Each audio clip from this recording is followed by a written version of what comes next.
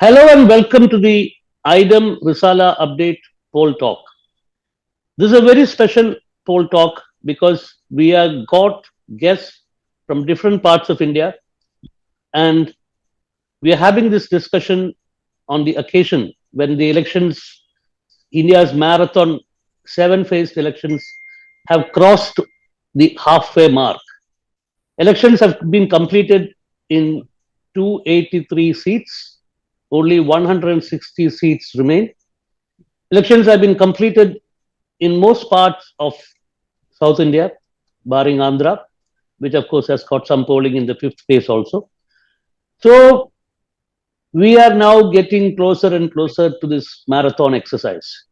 And to discuss the political situation as it exists at this halfway mark or past the halfway mark, we have a very important politically sanguine panel consisting of Sheetal P Singh, who is joining us from Sultanpur in Uttar Pradesh. He is the founder, he's a very senior journalist and the founder of the influential Hindi portal called Satya Hindi. Then we have Rashmi Koti, who is the editor of Andolana newspaper, which publishes from Mysore in Karnataka, very progressive newspaper known for its great path-breaking stories. And then we have Kunal Shankar, who originally hails from the undivided Andhra Pradesh and who has got great understanding of the political situation of Andhra, Telangana, and Tamil Nadu, where he is currently situated as the senior editor at the Hindu office. So I welcome all of you, and I'll start with Sheetal because Sheetal is in North India, is somebody who has got a very keen observation of the national situation. And Satya Hindi is a portal which looks at political developments, social developments across the country. So, Sheetal, what is your take when we have crossed the halfway mark in these elections? When the election started, we were of the view, and the view was actually made by several opinion polls and other propaganda materials, that in this election, it's a walkover for BJP and for Modi ji. And he's very popular. His popular ratings were given in such a number that everybody accepted at that moment that there will be no problem them to walking it for a success. There will be But, no contest. Yeah. There will be no contest. No contest. The theory was actually no contest.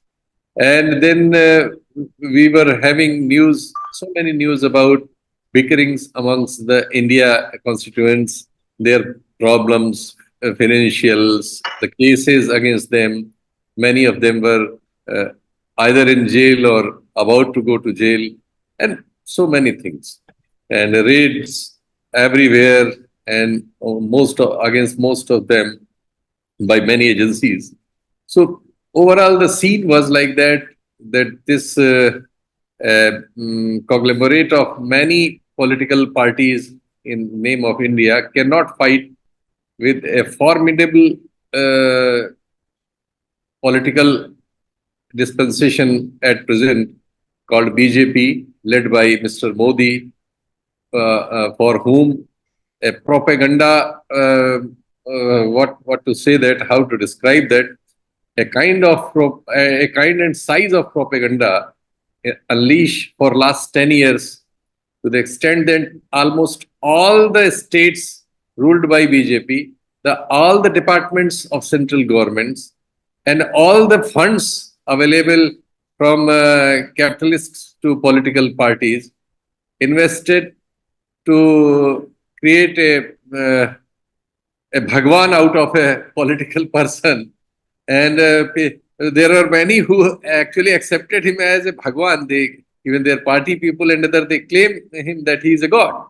And so it was like that. Last evening, I was in a debate at my channel only. There is a organization called ETG or something, who does opinion polls for Times Now. So their men were with us earlier also, a month back or so. And he was arguing with his he has done about more than 2 lakh samples all over India. And they were of the view that BJP alone will not reach less than 333 seats and up to 367 seats on its own. It was their calculation on Times Now. So that's why when they played the slogan "Ab ki baar 400 par," this time 400 and above, people, most of the people in North India actually believed that it is possible.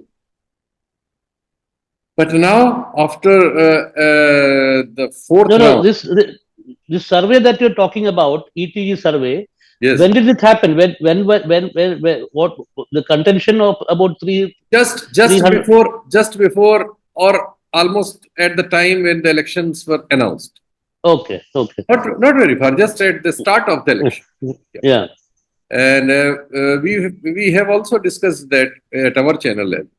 So yesterday when he was again with us, and now he said that BJP may reduce at least 20-30 seats to what it was in 2019.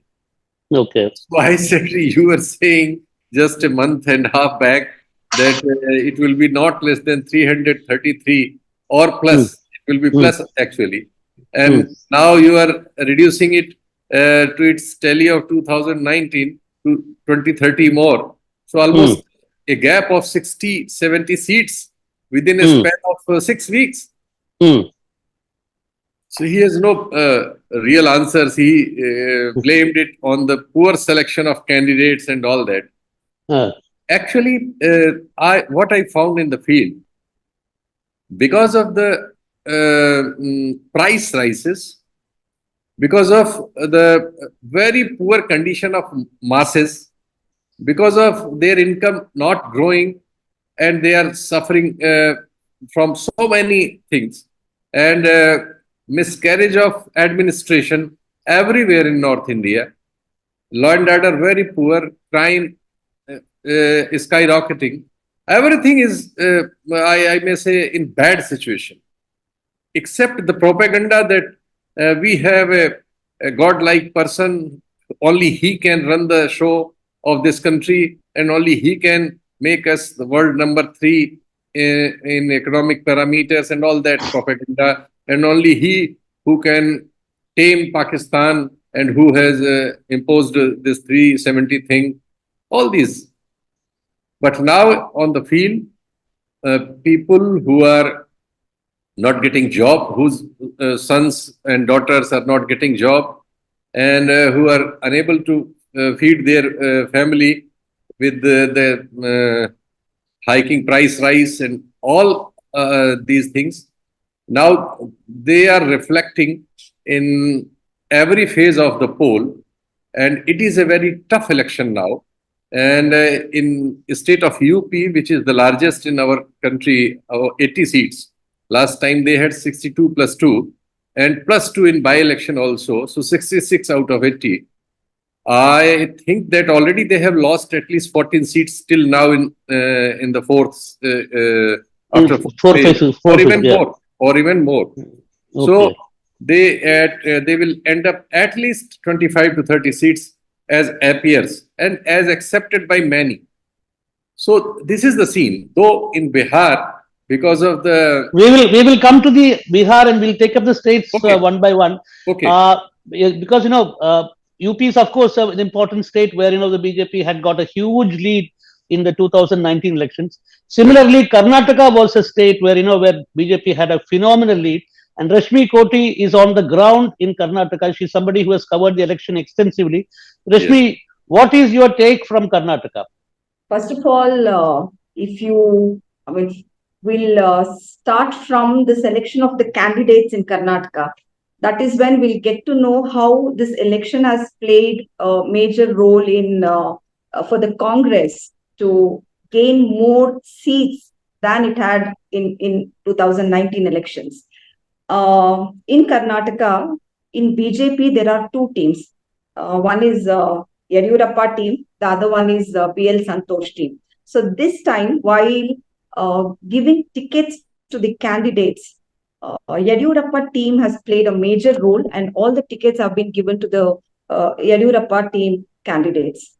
So, because of which there is there is a lot of people who are disturbed in BJP, and they have worked against their own party members in the BJP, uh, in BJP.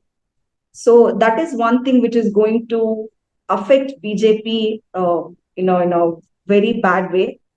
And if you see Congress, last time in 2019 elections, Congress had only one seat in Lok Sabha elections. But this time there are chances, and sure chances, that Congress is going to get two-digit seats. So definitely it will be from 13 to 15 seats. So that is because Congress has the recently there was Rajya Sabha, Vidhan Sabha elections in Karnataka, and in Vidhan Sabha elections, the guarantees, the 5 guarantees, what Siddaramaiah government they promised the people, uh, they have fulfilled all the guarantees, all the 5 guarantees, because of which people are in this Lok Sabha elections, people are very happy with the Congress government. So when we went on field, so we could see a lot of people talking good about the Congress rule in Karnataka and Siddaramaiah government and their 5 guarantees in Karnataka. So that is another reason which is going to work in favor of Siddaramaiah government this time. So and another reason is that there are many MLAs, Congress MLAs, who have worked for Congress, this time. So because of which, again, the vote turnout will be, it's going to be a positive side for Congress. And if we see Chamarajanagar, Mysore, Mandya, Bangalore North, and Bangalore Rural, all these places, Congress will sure, it's sure shot the Congress is going to win in all these places. And another plus point for Congress is that since it is in power, and many of the Congress leaders and the Congress MLAs and MPs relatives are the candidates this time. So definitely they have this huge responsibility on their shoulders to work for them, and it's a prestige issue for them again. So they have worked for them, and again that is going to work in favor of Congress. So all these. Rashmi, I want to interject a bit. I want to ask Yeah, you sure. one thing. You said about Siddaramaiah's 5 guarantees and how it has worked on the ground.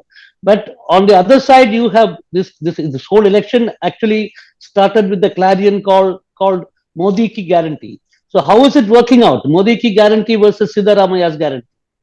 Yeah, that is what, when they came up with this term Modi ki guarantee, and in Karnataka's Congress, they were smart enough to convey to the people that they have hijacked the word guarantee from Karnataka government.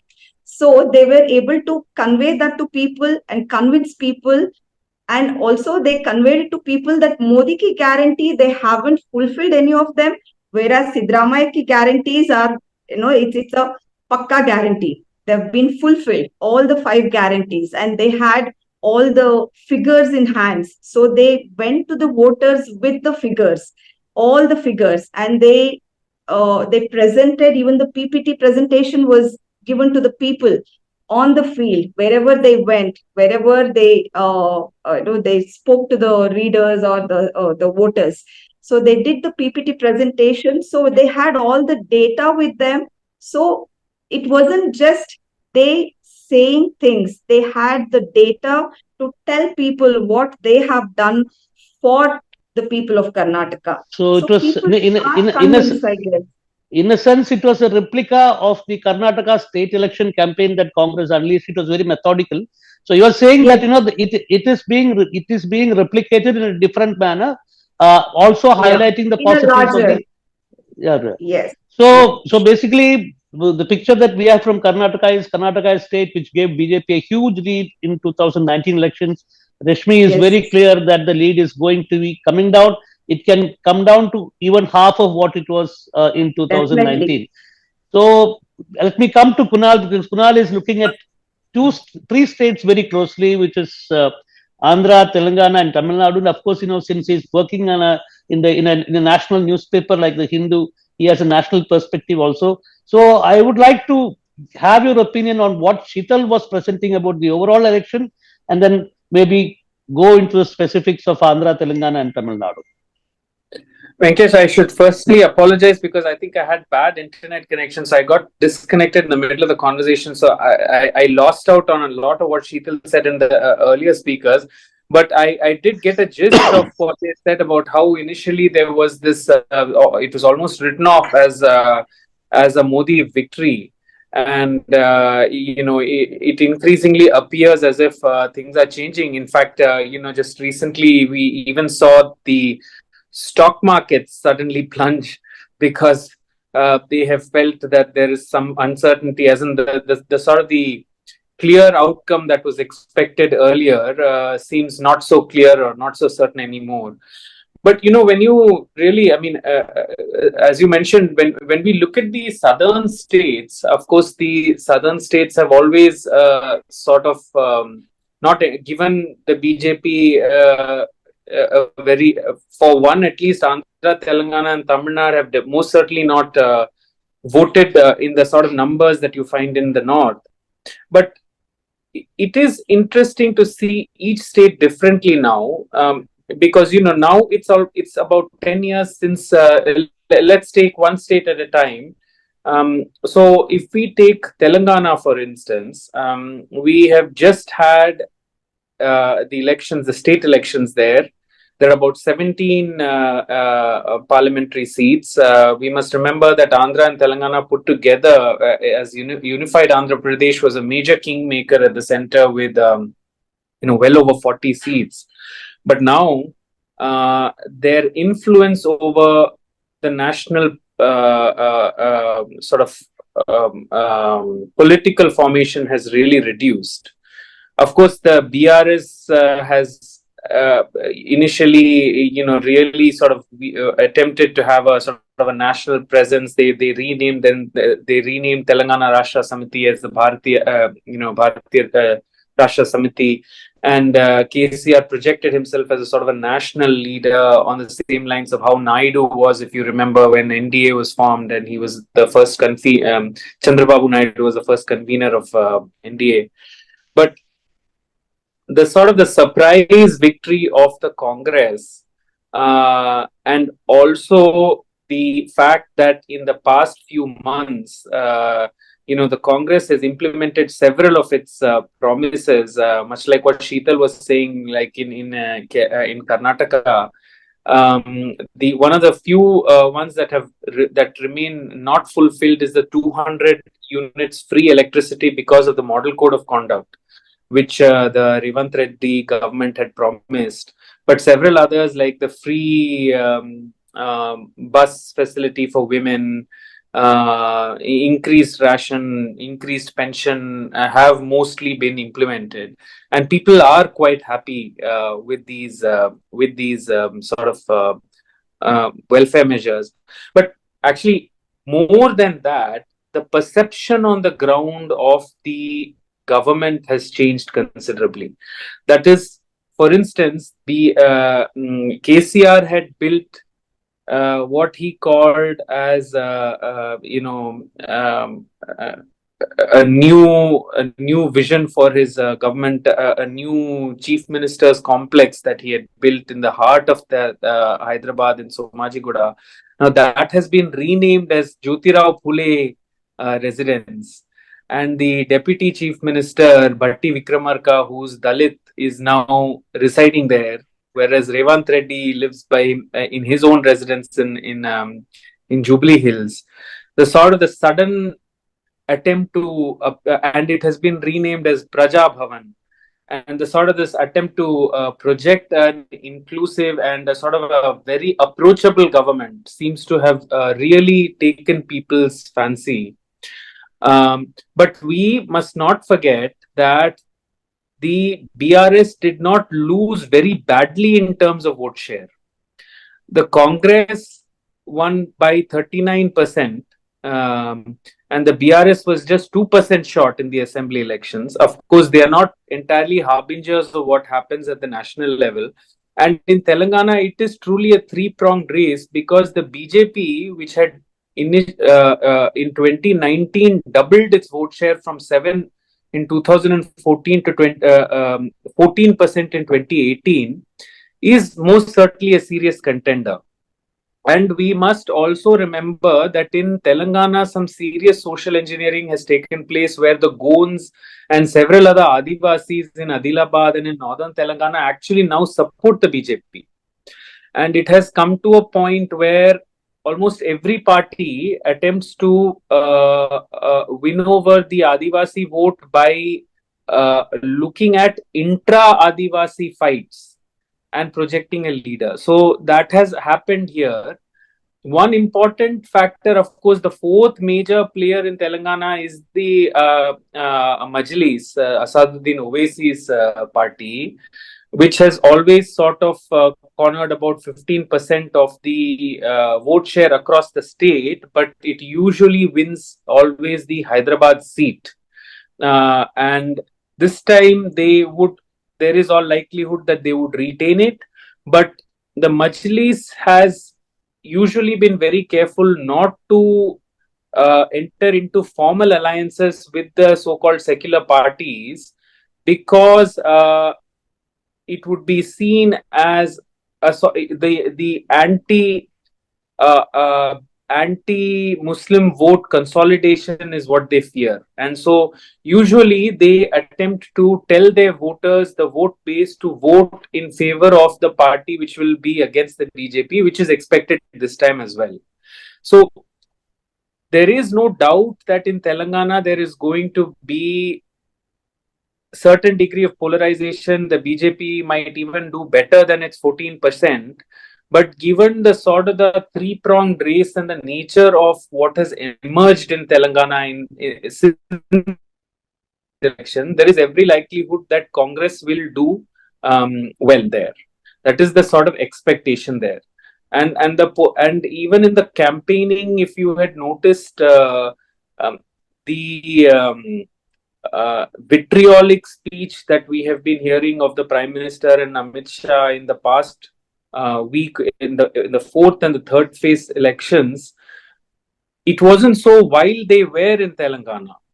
It's an interesting balancing act that they attempt to portray. They make these speeches in a place like Rajasthan or in Uttar Pradesh. They won't necessarily do it in a place like Telangana. So that is they sort of calibrate how they project themselves as well. So that is as far as Telangana is concerned. But you don't seem to agree with the general perception that I hear from political observers of Andhra and Telangana, that in Telangana the BRS is collapsing and it's essentially a bipolar fight between Congress and BJP. You don't seem to agree with that. No, I think that it is. In fact, I do concur with that. The BRS is collapsing. In fact, it has completely collapsed, because the major ministers, major heads like Keshav Rao, the right-hand man of KCR and the Rajya Sabha MP, who was considered as a sort of a fountainhead, intellectual fountainhead of the party, has now joined the Congress. T. Rajaya, who was the former health minister, has now joined the Congress. So there is no doubt that it is collapsing. I would not I would not disagree with that, but I think that it may not entirely be a fight between the BJP and the Congress alone, is what I'm trying to say. I think in terms of vote share, it may not come down so drastically as what one is expecting of the BRS. It still does have certain pockets of sway. What about Andhra? What about Andhra and Tamil Nadu?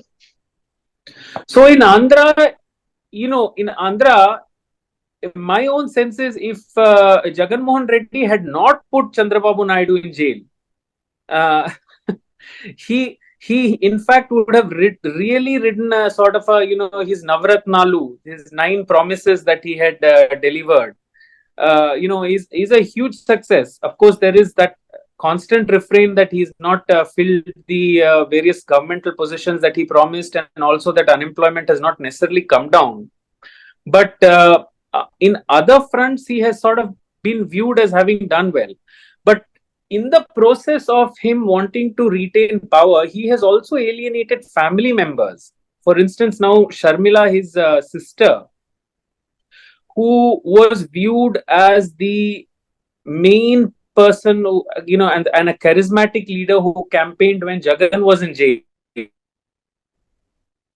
for those months, which then catapulted him to become chief minister for the first time. It was really Sharmila who sort of held the party together.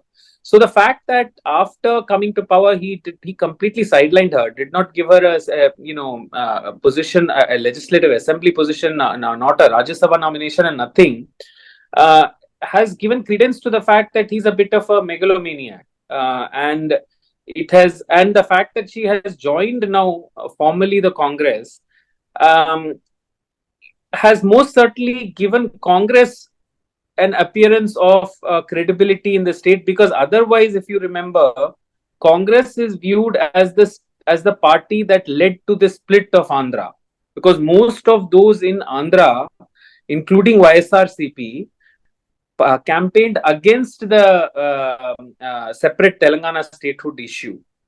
So they were in that Vishal Andhra camp, so the fact that has happened may give Congress a little bit of a chance. There is that. The fact that a former chief minister, 3-time chief minister, is now in jail is most certainly against Jagan. And the fact that Janasena, Pavan Kalyan has sided with the TDP, has given them some heft as well. And we must remember that for the BJP, this is a huge win. They landed up out of in this 3-party alliance that they have, the BJP, TDP, and the Janasena party. They have managed to get 6 seats where they are contesting. But BJP's vote share was an abysmal 0.98%, because they were viewed as the party that did not allow for that special category status to be extended. If you remember, that is why Chandrababu Naidu walked out of the alliance and then contested on his own. But it was viewed as walking out a little too late when he was chief minister. So the BJP now coming back with Chandrababu Naidu itself was almost unthinkable. Now that they are back, they would be hoping that they'll be seen as a party which is now trying to mend fences with the people. So actually, I would say Andhra is much more unpredictable, really, because it has these various factors. The fact that YSRCP's flock is not together with Sarmila's exit. The fact that there's a former chief minister who's in jail, and the fact that this 3-party alliance is formed may lead to, and there is also anti-incumbency, we must not forget, may lead to a sort of maybe a split outcome there. You think it's going to be a 3-way split? I wouldn't envision that, because Congress, even though Sharmila has gone there, I think the work that is required to sort of win over people has not yet been done by the Congress. That would be my assessment. Whereas for the TDP, it clearly appears like there'll be a sympathy wave. So it may not be a 3-way split. It may be more of a 2-way fight. But whether the people will entirely accept Chandrababu Naidu remains to be seen. Okay. We will come to Tamil Nadu later. Let me go back to Sheetal. Sheetal, while you were giving the overall Indian picture, you had talked about how the BJP campaign centers around Narendra Modi and his personality, and how he is a godlike man, and how there is no alternative to Narendra Modi. But this is something, see, I've also been traveling in a few states on the ground covering the elections because it's a long election. I have got opportunity to go to a number of states also. So, Sheetal, there's a pointed question that I'm asking you. See, this Tina factor is still comes up wherever you go on the ground. How do you look at something like No, initially it was there, but now I think the momentum is against it. People are asking about their miseries, and people are putting things in question, particularly those who are marginalized and those who are poor, those who are suffering, in the youth who is unemployed and he's facing that most of the exams of government jobs is getting paper leaked. So many miseries they have. And so they are asking questions now. In places like Haryana, because of the farmers' movement, it is difficult to BJP dispensation and associated parties to go for even campaign. campaign? Even campaign, they're being thrown out of from village after Yes, village. yes, Yeah. yes. In UP and Bihar, it is not happening the same way, but angst is there. Unfortunately, it is letting it do their caste combinations in different seats in different manner. But actually, the basis is they are angry with the policies adopted by Modi government, but because of the kind of propaganda, the size of propaganda is such, all the TV channels, most of the social media, and almost all the print is under control, and not only under control, willingly they are propagating the, say, ideology of RSS and BJP, and they are persecuting all the opposition as devils. So this definitely is making a favor to BJP, so that we find them fighting in election in many places, particularly in UP, Bihar, where there are more than 120 seats. So this is the scene we are seeing in India. But in places like Rajasthan, who are predominantly vegetarian state, you can say, and even sensitive to food habits also. So a right place for BJP kind of politics. But we found that at many seats this time, which went with BJP in 2019 and 2014, this time a challenge has emerged, and I think at least one are under challenge in Rajasthan. So these things are still happening in North India, though because of this propaganda machinery's onslaught, many people are get cobbled by BJP dispensation in favor of this charismatic personality that is called Modi.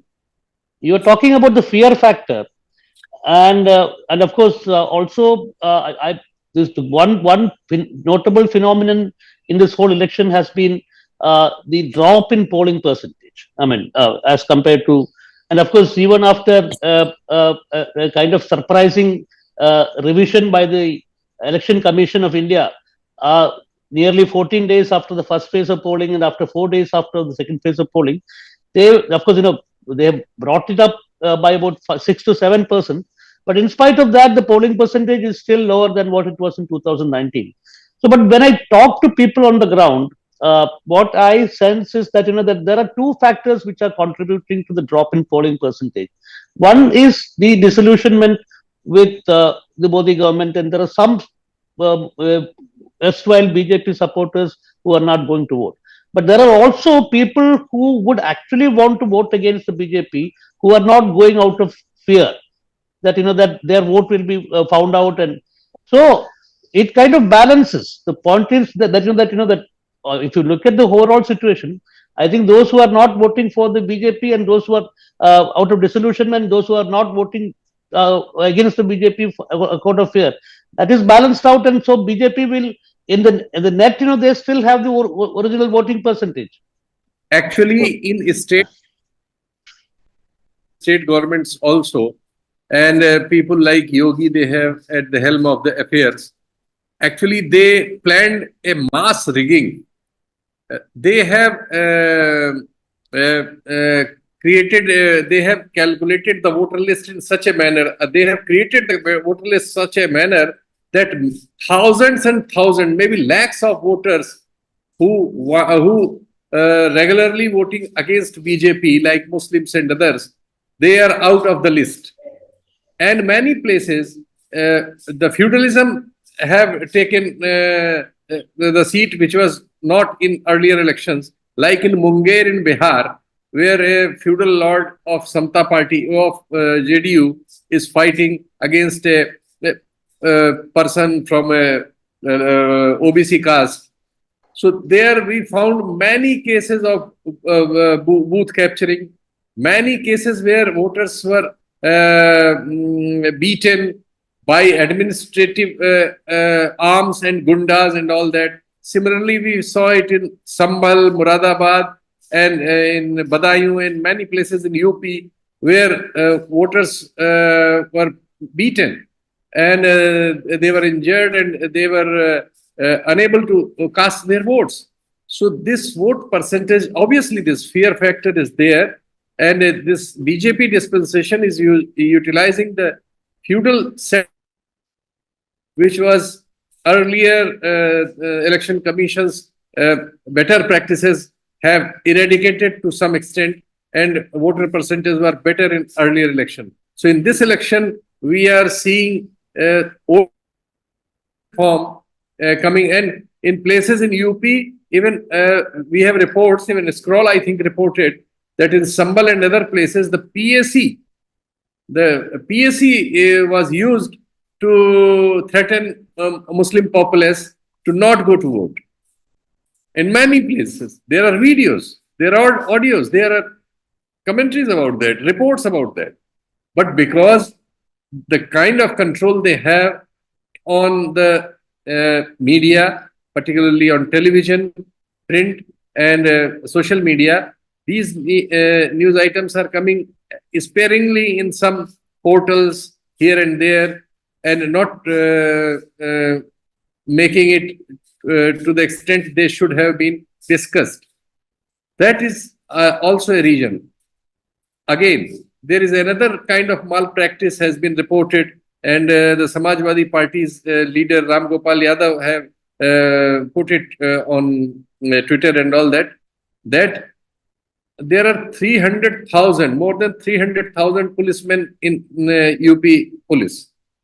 And the SPs of the superintending officers of the districts are collecting all the postal ballot papers from their staff and getting it stamped in their office, and then they are sending it to postal system. So with this way, lakhs of votes of employees are also getting rigged, and there are votes of people who are 80 years and more age and unable to come to booth. This time, Election Commission had taken a scheme by which their vote will be again be taken by the staff, postal ballots. But I have videos and reports from Banda and other places that all these votes are also, they pursued them to vote to BJP. The staff pursued them to vote to BJP, because most of the things are controlled by district administrations, DMs and SP. And the kind of officers and the way officers are appointed in North India, particularly in my state and Bihar and all that, you know that there are caste inclinations, there are obviously they are chief ministers' boys everywhere, and they do anything to any extent which cannot be taken care of by the kind of thing in most of the India. But in North India, it happens. And unfortunately, the ECI is mum about all the complaints. Even if they are complaints. Talking about the ECI, I had broken the story yesterday wherein the ECI's basic calculation of the EVMs itself is completely faulty. And while there is an increase of 7 crore voters across India, they have got 2 lakh, EVMs less, though they have increased the number of polling stations by 15,000. So this is also an angle. So I would like to pose this question to Rashmi and Kunal, because they come from the South Indian region where where the violence aspect is not so prominent. But then, given the question on EVMs, how is it going to play out in a state like Karnataka or a state like Tamil Nadu and Andhra and Telangana? Rashmi, can you give your opinion on that? Um, Karnataka, as of now, nothing has been reported like that. We are also keeping a close But no, eye. but the number of EVMs being lesser, that will impact Yes. Karnataka also. It is not as though it is not going to impact Karnataka. Yeah, that's what I saw your report, and it was quite shocking because the number of voters have increased, but the EVMs, they've reduced the number of EVMs. So that is something which is mismatching, and How we have to. how would such a factor impact the Karnataka elections? You are projected a 50-50 scene. Will it Yeah. dramatically change the Karnataka elections? If that happens, then definitely whatever you're saying, that's going to come true. But let's see. Okay. Kunal, what's your take on that? I mean, it's interesting. I was also sort of going over your report. And also the fact that the ECI has been really, I mean, I think we, for many decades now, have taken ECI's functioning for granted as a sort of a well-oiled machinery which, sort of conducts elections, and we entirely trust the system. But I think the very fact that it's almost analogous to what happened in the United States in the previous elections with, Donald Trump accusing the entire election machinery as being rigged. Of course, in that case, it was a lie. But in this case, the fact that the government has already engineered a coup of an independent institution, if you will, by placing pliant bureaucrats, at least as it appears to be, and with numbers being announced delayed, with absolute numbers not being announced as opposed to percentages being announced, with the fact that we don't have the regular press briefings that usually would take place a day or two after a phase of election that the election commission would have.